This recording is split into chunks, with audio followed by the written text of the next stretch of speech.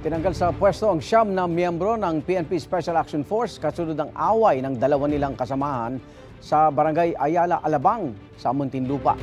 Ang 2 SAF member napagalamang mga bodyguard ng isang Chinese national. Batay sa salaysay ng mga inaresto, inuutos daw ito sa kanila ng isang battalion commander sa Zamboanga City.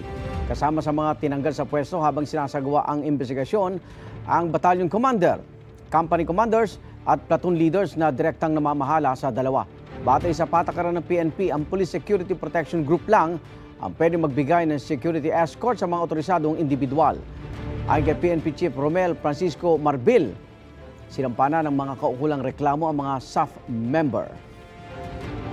Igan, mauna ka sa mga balita. Mag-subscribe sa GMA Integrated News sa YouTube. Sa mga kapuso abroad, subaybayan nyo kami sa GMA Pinoy TV at sa www.gmanews.tv.